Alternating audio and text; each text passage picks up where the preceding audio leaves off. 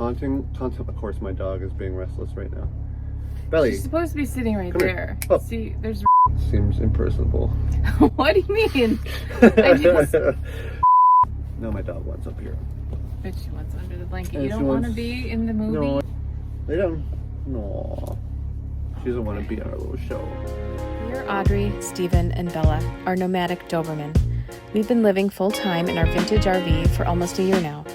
It's been a really busy summer of multiple projects and renovations as we improved our quality of life and wanted to make Artemis completely equipped for boondocking. But then we got a notice.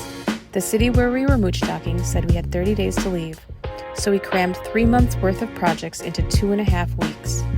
We are now off and boondocking. Let's see how Artemis Unplugged handles as we attempt stealth camping in the urban wild. We hope you enjoy watching. Give us a like and don't forget to subscribe to follow our journey. Hello, we're out boondocking in the wild this week. It's our first week boondocking, and last night was the first night in Minnesota that it was below freezing overnight, and so we thought that we should do a video and talk a little bit about what it takes to RV in colder climates. One of the reasons why we wanted to do this video is because last year we stayed all winter in our 34-foot Winnebago named Artemis. During that winter here in Minnesota, we saw temperatures as low as 35 degrees below zero with wind chill. We thought, having experienced all that last year, we would take the time before it starts to get really cold to just kind of make a video and talk about some of the struggles we faced, and as well as some of the things that we learned, so that hopefully people watching this will be able to take this and apply it to their situation. Maybe if you are going to be a person who is thinking about taking up full-time RVing, or you've ever thought about doing some winter camping in your RV, we thought that maybe we could make a video that would help you in any way, and share with you some of the things that we've learned and some of the things we did to be able to survive last year. So the first thing on our list is getting the right RV. I thought it said the right TV for a second. Yeah, well, it's a decent TV. It was the first thing that we bought for the RV, but the TV doesn't really get us through winter other than just having entertainment. And that's maybe a subject that we could talk about later, just having some stuff to keep you entertained in here while you're cooped up with cabin fever because it's negative 30 outside. Having the right RV, that's probably more my subject than yours, huh? Cause all I know is it apparently has like a winter package, whatever that means. Seems impersonable. What do you mean? I just apparently has a winter package. No.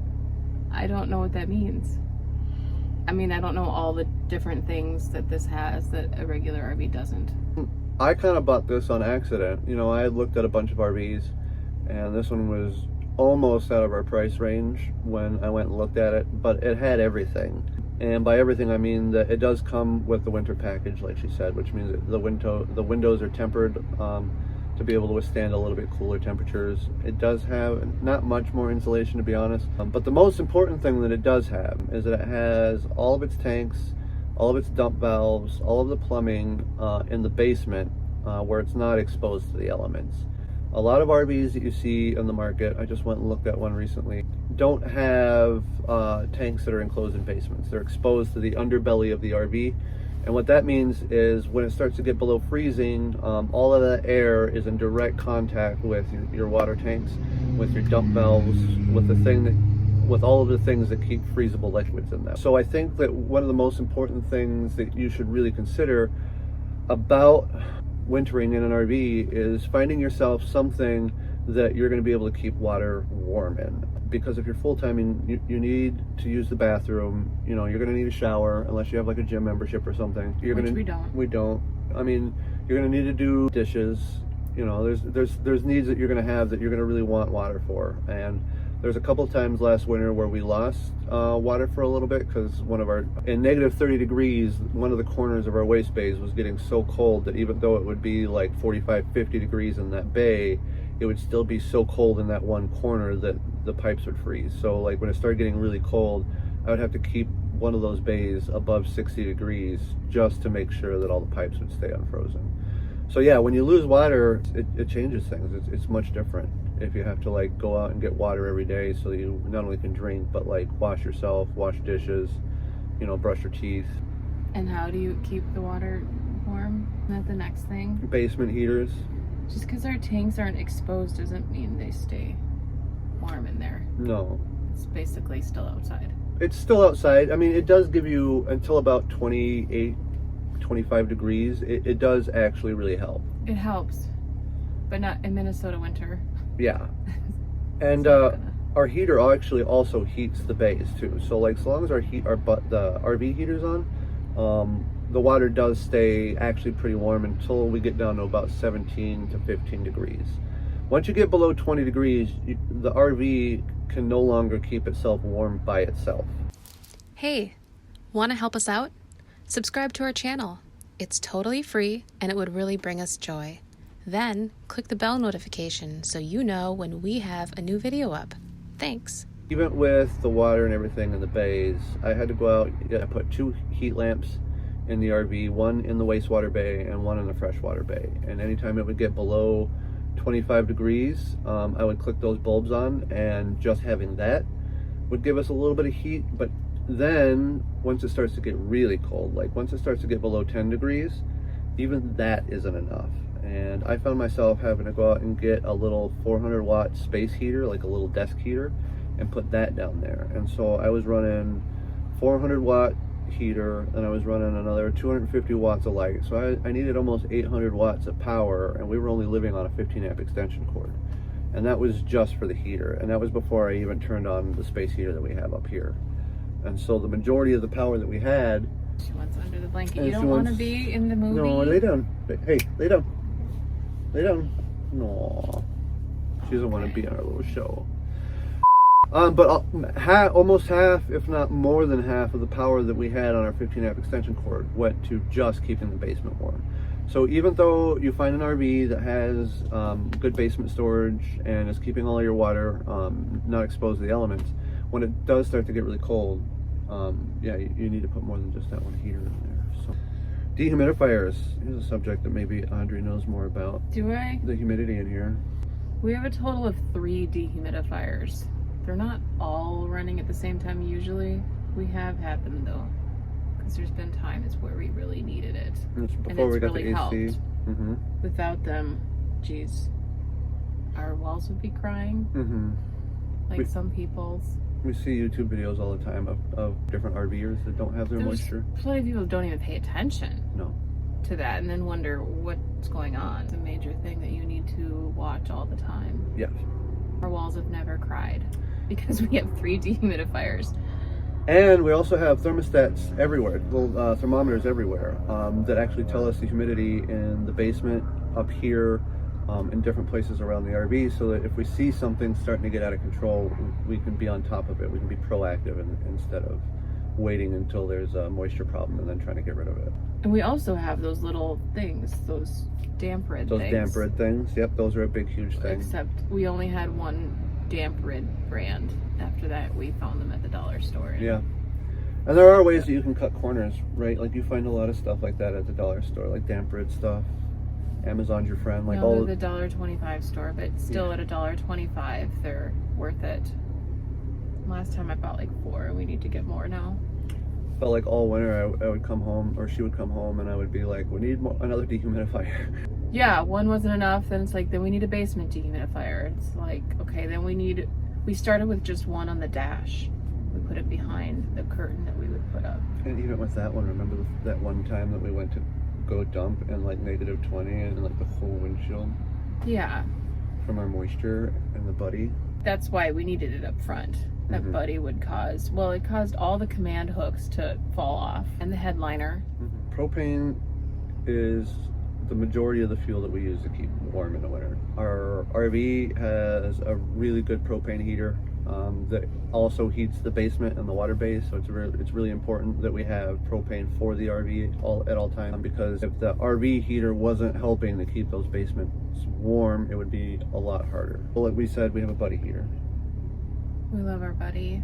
He's our buddy. It's our favorite, one of our favorite things. And one of the first things that we bought. I think it was the first.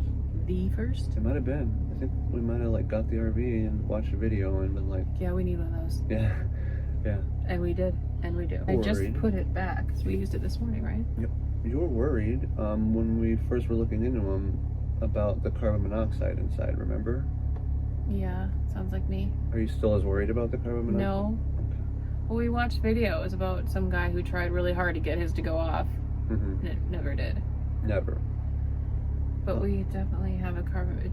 We check it. It's Yeah. not like We have a couple it's not carbon working. monoxide. Yeah, so it hasn't been an issue. We cracked the window up front. Well, like I said in the video, an RV is such a huge heat loss. Like this thing is constantly breathing. You're always losing air in and out of here.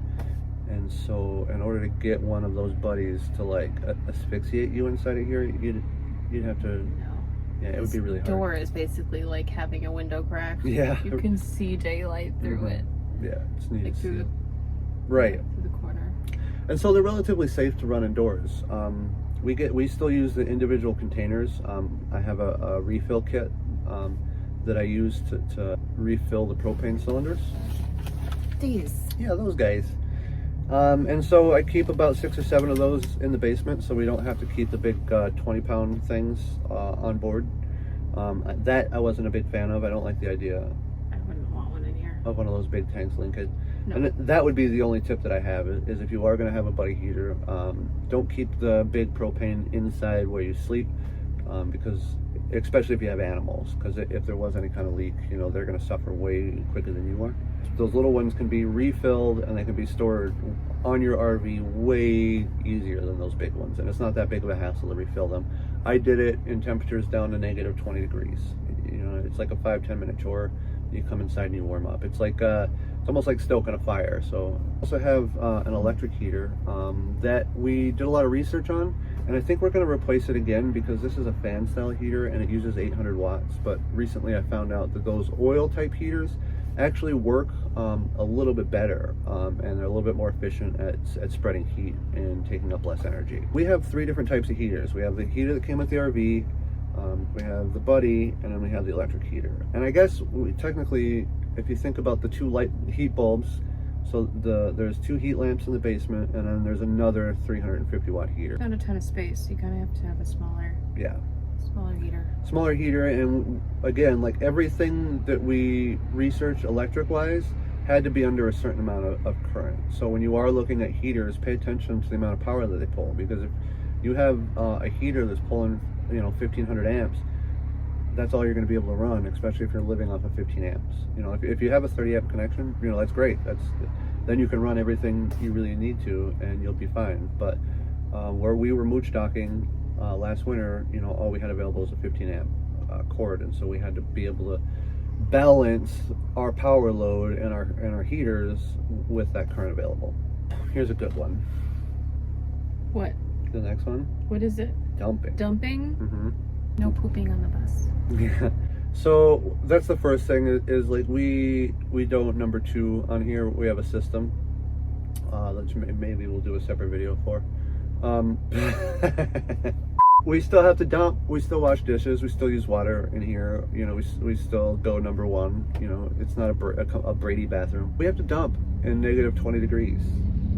That's always fun. It's a challenge for sure. For one, just getting the RV ready to move takes 3 times longer than the summertime, any other time of year. When it's really cold, you have to scrape ice, like sheets of ice off the front of the windshield. Inside. Right. Not outside. Not outside. Inside. And you have to make sure the tires are constantly air pressured up, because the cold pressure outside is constantly changing your tire pressures.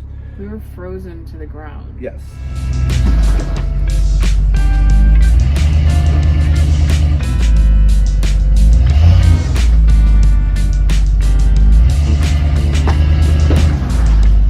The other thing is there's a couple times where we were frozen to the ground. We had to, whenever it snowed, I had to be like really on top of snow plowing last winter, because if I skipped it a couple of days, we wouldn't have been able to get the RV out. Oh yeah, it's not like you can just shovel out. You had to get the snow blower to make it really clear. And make it really clear and salt everything. Yep. Once you get to the dump station, that's not always plowed very well either. Yes. There's like an extra snow pile where we wanted to turn in, so you had to do it. You had to, right? Yeah, well, a couple times even the dump itself would be under like a foot of snow. Yeah. And so we'd have to like get the snow all cleared just to be able to hook our hose up. Have you seriously watched this much of our video and you still haven't subscribed to us yet? What are you waiting for? We need you to subscribe so we can continue to make more content. You want us to make more content, don't you? Then yeah, you're transporting fluid in negative 20 degrees, so there'd be times where we would refill propane and Audrey would be sitting here ready to start the RV back up because we had... Yeah, the instant you were done, you would like signal to me to start her up. Because it would You couldn't just sit. Yeah, it'd be negative 10 degrees outside. Or whatever. And if the heaters aren't on when it's negative 10 degrees outside, it doesn't take that long for even a bunch of water to get too cold and start freezing up in your pipes. Well, yeah, at least we didn't have frozen tanks like that family. Yeah, you want to talk about that family for a little? Family? Yeah. Did they pull up after us when we were getting propane? While they we were getting pulled up propane, they after pulled up us to to dump. But they couldn't because they were frozen. Yeah. Full and frozen. Full and frozen. And with who knows how many kids. We 4 or saw 5 kids, I think. 4 kids come out, but who knows how many stayed in. So at least 4 kids in a smaller, what did they have? It was a Class C. They had a mini Winnie. Yeah, it was a mini Winnie. It was like a 24, 26 foot probably. Yeah, it was a mini Winnie. It wasn't very big at all. A big family like that with frozen tanks in winter. Well, their tanks were And that exposed. wasn't even the middle. That was like this Very start first of the cold like snaps. major cold. Like late December, early January. Yeah. We use RV antifreeze even with everything else we do, just as in a safety precaution. If everything else failed, at least our waste tanks wouldn't freeze. We would always flush with Yeah. in the winter. But you have to dump. If you are going to winter RV, you need to make sure that you are near a campsite that's open, or that we actually have a gas station that has year-round dumping available, and it's really awesome, and it's less than 5 miles away from our boondocking location. Yeah. And so it's really easy for us to even in really cold temperatures to find somewhere. Do But we even know of another place to go? it would be the truck stop all the way in Rogers, which would be a 30-minute drive in really bad conditions with an RV, and it wouldn't be as easy. Go up there in winter. No, it wouldn't be as easy. So yeah, that's really important because you need to have a way to get rid of all that fluid. A lot of places shut down for the winter, and you should research that definitely before it starts getting too cold. Backup plans, and that goes into like everything shuts down in the winter, including your RV. And we lost water pressure a couple of times, and that was really scary. And then the nights when it was negative 35 and you could just feel the cold coming in from everywhere. We were cozy here, we kept it 74, but you could just feel the cold attacking you from the walls, and we'd have like pillows stuffed in between our seats where we were sitting. We have an abundance of pillows and blankets. Yes. And then they get in the way now because we're starting to need them again, but we're starting to, and we'll talk more about that because like insulation's a big step in that. But we didn't lose water for that long. No. But it did cause us to buy another water pump. Yes. So that's a backup. We do have another pump if we need it. Yeah, but we didn't end up needing it. So but it's just the peace extra of mind right now. Yeah, it's nice to know we have an extra one. Thanks RV Street for that. Also, we have places to go if for whatever reason we got froze out of here. If it got too cold, if a heater failed, if something electronically went wrong, there's your brothers, there's my brothers, there's our place that we're staying, our boondocking location. We could go in there, like there's places that we could go, we could get in a hotel for a night. You need to have some sort of plan for when things go bad, because when you're in the cold camping or you're in the cold living in an RV, odds are something is gonna go bad, and you need to be prepared for that. Yeah. Yes. Agree. Yeah, at least if you're able to afford a hotel, motel. Moisture buildup. Again, we don't have to touch on this long because I know we already talked about this with the dehumidifiers. But you want to talk about the window that you found leaking that one time because of the sun? What happens is frost builds up on the window, and then the sun hits it during the daytime. So that day the sun was warmer. Was it just a warmer day and it just melted everything that was on that side? I can't remember. Like a 20-degree day, but the sun was really warm. It was like 28, so it was just about. So I started hearing this like drip, drip, drip, drip, drip. First I didn't know it was drip, drip, dripping. But then I realized it was dripping, and it was dripping from the big window next to all the electronics, next to his Xbox, next to what is that? The racing chair, the UPS over there. Yep. The power supply. the heater, all the electronics. It was dripping right down the side, and it was just hitting the floor, just missing all of that. But there's a little bit of splash, so I freaked out. Were you just not here? I might have been at work, I think. You were just working, and I was here that day. Yeah, so that was concerning because there was quite a bit of water. And yeah, I moved everything out of the way, but that was the only time it ever did that. We put towels on there, and like whenever it was sunny, from then on out, because the sun always hit on this side of the bus, so like whenever it was sunny, we would check windows, and if you'd see moisture melt, like you'd see it on the front door lot, you'd see it on the window where I sit, and then you'd see it on there, and you just get a rag immediately and you wipe it up. So yeah, you're always checking for any kind of moisture because the temperature fluctuates so much between the nighttime temperatures and the daytime temperatures. Because even though the air is below freezing, the sun can sometimes, there was times where it would be like 10 degrees outside, but the thermostat on the side of the bus where the sun was at would say it was like 45 to 50 degrees. And so that kind of heat, even though the air is cold, is enough to melt all the frozen water on your glass and give you a moisture problem.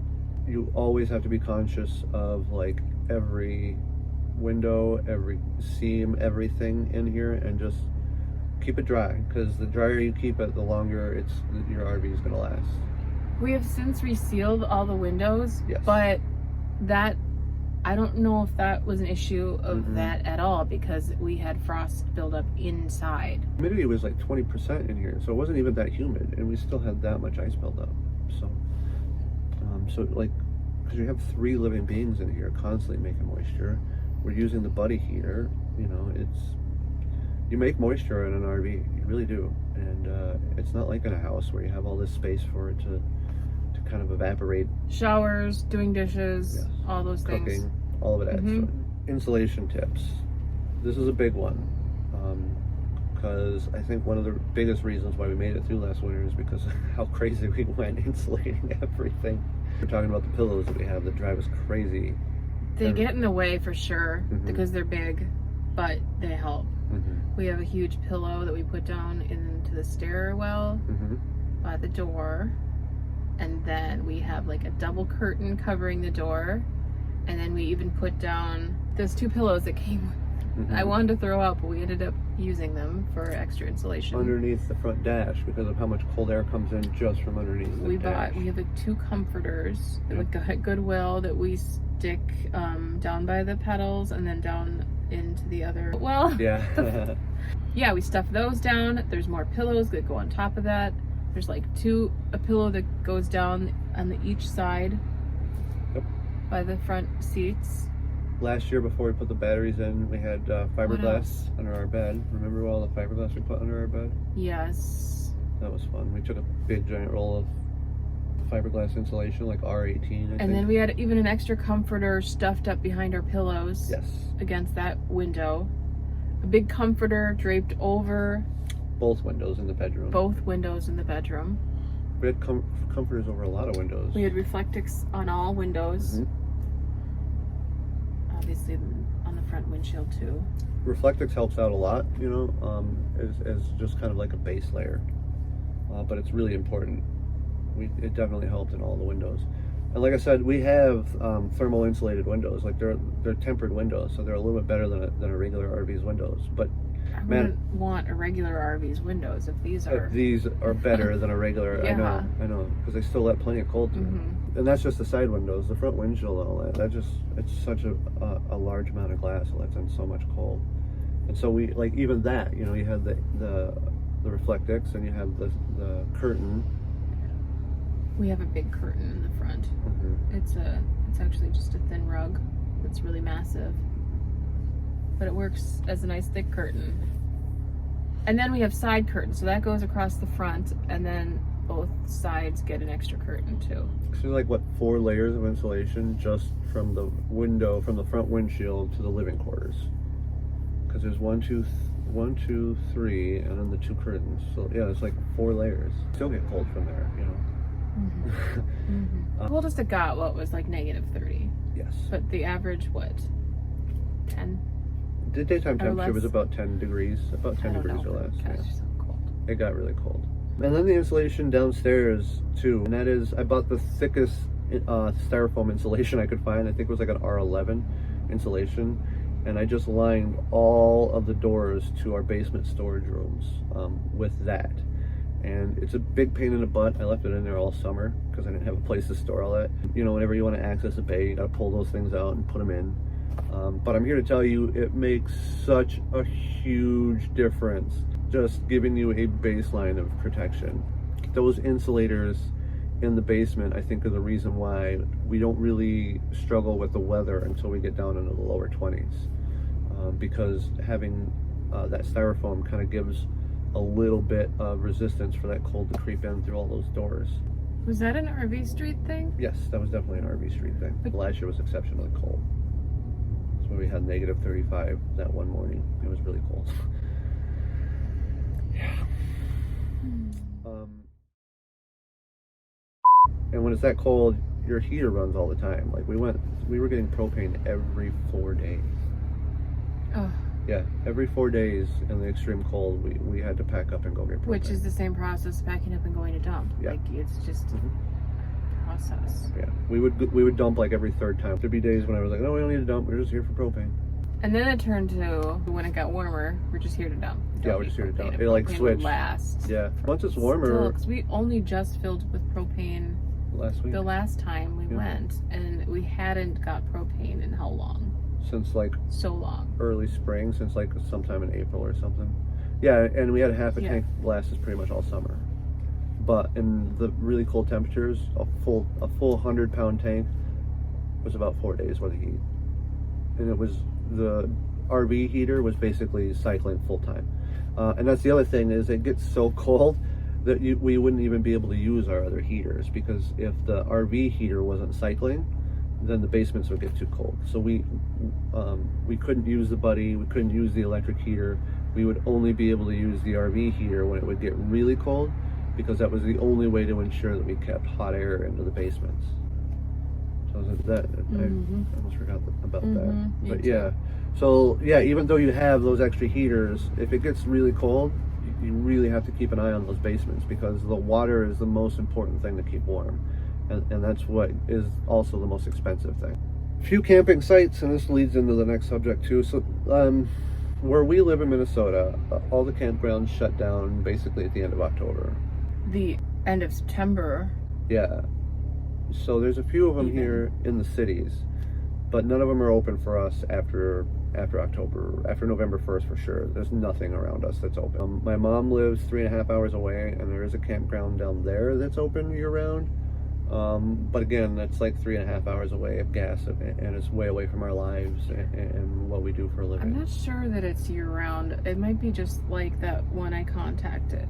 Yeah. That allows you, there's people that pay for winter spots, but you have to show up at the beginning of October and stay through whatever it is, March. It's really hard, so like you're kind of forced to find other options to find someplace to park.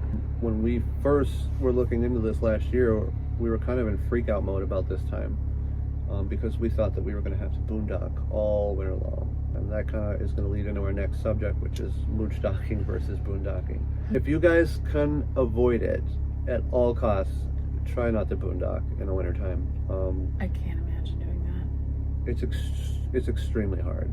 That 15-amp extension cord in a lot of ways was our lifeline. Even with everything we have now, a year later, you know, we have a really good working generator. We have a 12 kilowatt battery that provides us with days of power. But if it was negative 25 degrees and all I had was the battery power at night, I would have to run all of my basement heaters. So you're talking about a kilowatt of energy there. I have to run my electric heater up here, so another kilowatt of energy. I have to run the RV furnace, which is another 500 watts of energy, plus all of the other stuff that the bus already needs, you know, like the oven and the TV and like everything. The Xboxes. The Xboxes. So like if it gets really cold, and this is with all of the power that we have now, we would still have to probably make the decision of whether or not we could like watch TV or keep warm for the night. And that's in extreme temperatures. You know, that's once it gets down below like 15 degrees, 10 degrees. And in situations where it's below zero, you know, it might be kind of dangerous. You know, what happens if one of your electronic components fails because it gets too cold, or like the batteries don't want to work because it's too cold, you can't charge them. Last year, it would have been impossible for us to boondock. It would have been impossible. The only thing we had was the 2 house batteries for power, and that's at 12 volts. You know, realistically, those batteries only give you 100 amps of current, and when you have a heater that has to run all night in order to keep water from freezing, that battery system is going to be dead in less than 4 hours. It's going to be sufficient. It's not sufficient. You're not going to get all the way through the night with that, which means that you're going to have to run a generator if you had that, and you can't just start a generator up at 3 o'clock in the morning and not get noticed by somebody. You know, I'm really glad that we had a mooch docking location last year. Me too. We found a place that we were able to park. One of my friends was being really generous, and he knew what I was trying to do, and he offered us some space. And he had the space. Yeah. We have other friends, but they don't have space for a 34-foot RV. But it changed everything. Or they're last renting, winter. or Yeah. whatever. Saved us. Yes. Because we didn't have a big battery. We didn't really have a reliable generator. And so we needed some place to get reliable power from last year in order to run all the systems that you needed to keep the water warm. I mean, we could have maybe done some boondocking if we had like no fresh water on board, you know, only using the RV antifreeze and our waste tanks to flush. It would have been really miserable. It would have been really hard. It would have been. It was already really hard. I can almost close this out. Laundry is like the last subject that I had. Laundry is the last thing we want to do. Always. Yeah, always. Even when we're doing video lists. we put it up to the end, even in this. That's so funny. Yeah, it's a thing. We hate laundry. It's really cold in the wintertime when you have to pack up everything. You know, our dog had to come with us. You know, it's you leave the RV behind, and yeah, it sucks. Anytime you have to go out and do stuff in the cold, it's not fun. And laundry is definitely one of those chores if you live in an RV. Big chore. It's not like running an errand or going grocery shopping. It's you have to sit around. In a lot of ways, it takes longer than dumping. It takes longer than it absolutely takes longer than dumping. Mm-hmm. I'd almost rather scraping the ice. Even scraping the ice. At least with scraping the ice, you're doing something. You're not just sitting around. I know. Well, even it's easier getting in a car and doing this chore, but it still sucks. Sucks a lot. Well, there you have it, guys. Laundry sucks. It's not easy. I guess my closing thoughts are, I hope this has helped. I hope that we put together a pretty comprehensive list of everything that we did in our research to live through last winter in Minnesota, facing temperatures of, that's what that sound is, it's the water heater. The water heater. Facing temperatures as low as negative 35 degrees. And if you are planning on doing some winter camping or living in an RV during wintertime, I hope that you can take some of these tips and try and use them to be able to better your experience. Don't let your tanks freeze. Don't let your tanks freeze. You know, if you have to put like wrap around there, some people will even put styrofoam on the bottom of their RVs if they find some place to mooch down. Yeah, if you're gonna be stationary, don't people like totally secure their basements, like and They'll, all around the seal bottom? All the way around. But then the I bottom. can't imagine you're leaving to dump then. Exactly. Yep. So that's another You thing. must be totally stationary. If you have any other like tips or comments or something that you think that we left out, please leave them below in the comments. If you think that we are just complete dumbasses for even wanting to try this, go ahead and feel free to leave that in the comments too. We want to hear all of your input, hear what you think. Let us know down below. Let us know what your concerns are. Let us know what your fears are. If you've done it before, like what's the coldest temperature you've lived through? Don't forget See you on Thursday. Yeah, see you on Thursday. Also, don't forget to like, subscribe, hit the notification bell thing. love us. Love us. Thank you. Bye.